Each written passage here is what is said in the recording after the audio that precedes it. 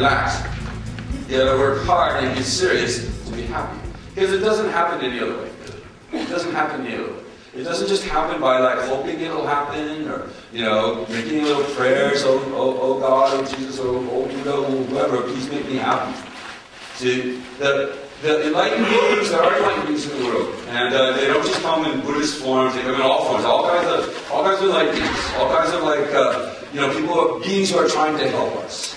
But there's only one thing they can do for us, and that is teach us how to be happy ourselves. And they have done this for centuries. The great world religions have been founded on the teachings of those beings who discovered how to be happy themselves. They discovered how to be happy, and then they taught the rest of us how to do it.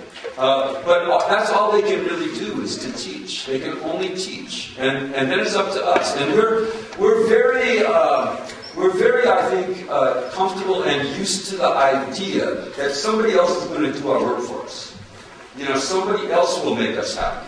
And we talked about it a little bit over the last couple of nights. The idea that some other person could make you happy. Oh, if only I found the right boyfriend or the right girlfriend, the right husband, the right wife. If only I got the right kids, I'd be happy. These kids I got now, I don't know.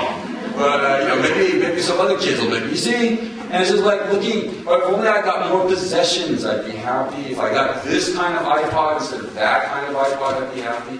We're looking for happiness outside of ourselves. We're looking for somebody else or something else to do for us what we can only do for ourselves. We can only do it for ourselves. It's up to us. We have plenty of help. We have guides. We have guides and guidance all around us, actually. In the Buddhist tradition, there's a very interesting argument. I was telling the afternoon class. There's a very interesting argument for the proof that your teachers, whether they be your priest or your Buddhist teacher or whatever, your teachers of spirituality are enlightened beings. They are enlightened beings. They're the intervention of the enlightenment. They're the intervention of the sacred in your life. And what's the proof of that? Well, what do enlightened beings do? Do they just like fly around in the sky, and then once in a while they come down in the Buddha-mobile, and Buddha, I'm here, with their capes flying in the sky, and then, do some magic on you or something like that? That's not what they do. They don't have the capability of fixing us directly. If they had the capability, we say it in the Buddhist tradition, we believe there are enlightened beings. There are special beings. We call them angels. That's a category familiar to most of us growing up in the West. They're angels. There are angels. There are special beings like this. But they can't fix us directly. They can't just wave magic wands and fix us. What's the proof of it? If they were able to do so, how come they haven't done it already? How come I'm suffering? How come I got a headache? How come my voice is going? How come I have problems? See? What, they forgot about me? Don't they see me? Or what? They're trying to teach me a lesson for something? What I do? I don't know. See? You see? If they could, they would have. If they could have, they would have already fixed us. So they can't fix us that way. But they do the job description of the angels, the job description of the enlightened beings is to teach us how to fix ourselves. So is there anybody in your life who's teaching you how to fix yourself? That's what they do. So who are they? So what do you think? No, they don't look like it. They don't look like me. I don't think they don't have any hardly any wings at all. I don't see any wings there. You see? Like what? Like we know what enlightened beings are supposed to look like? Like, well, you didn't come in the right costume. Go back to Central Casting and get that costume right this time. You just look like a regular person to me. So of course you look like a regular person. Of course the enlightened beings look like a regular person.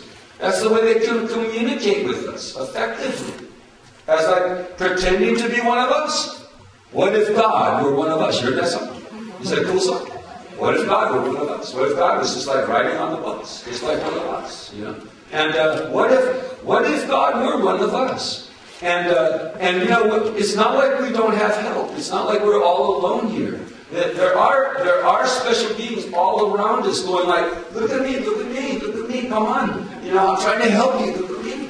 And those special beings come in all kinds of forms. They come in infinite forms, potentially infinite forms. They don't have to come in wearing robes. They don't have to come as a man. They don't have to come with a woman. They don't have to come with like collars on, with black collar or white collar or black uniform. They don't have to come in any form at all. They can very easily come as your husband or wife, or boyfriend or girlfriend, or your children.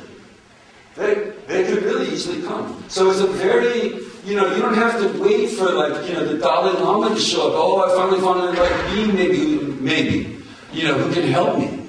Just start looking around you and be like, well, maybe the people very, very close to me aren't who they seem to be sometimes to me. Sometimes we get this idea that wow, they're special somehow. See? We get this vague idea that maybe they're kind of special. Of course they're special. See, of course, there's a reason why you're married to the person that you're married to. There's a reason why you have the child that you have. There's a reason why you have the friends that you have. And why not assume that reason is that they're all out to try to help you. They're all just trying to help you. You don't know who they are. Let's start there, okay? Unless you can read their minds. All people who can read other people's minds cannot just go to sleep for the next 2 or 3 minutes. And the rest of you, listen. You cannot know who another person is. Unless you can read their minds, you do not know who they are. You know what you can see what they do, you can hear what they say, but you do not know who they are. So, given the fact that you do not know who other people are, you have two choices, neither of which can be confirmed. Alright? Following this so far? Neither of which can be confirmed. You can assume that they're just a schmuck like you. They're just an ordinary schmuck like you. Or you can assume that they are an enlightened angel sent to you for your problems. You see, to help you with your problems. See, neither one's confirmable. Which one's cooler? Which one's more interesting? Which one would be more helpful to you see? And since they can't be confirmed, so here's how this practice goes. This is a very, very high practice in Buddhism, A high practice is to just assume that the people around you are special beings like this, and start listening to what they say to you. Start paying attention to what they do for you, and try to interpret everything as being a special message. It's a special message that you need to hear today.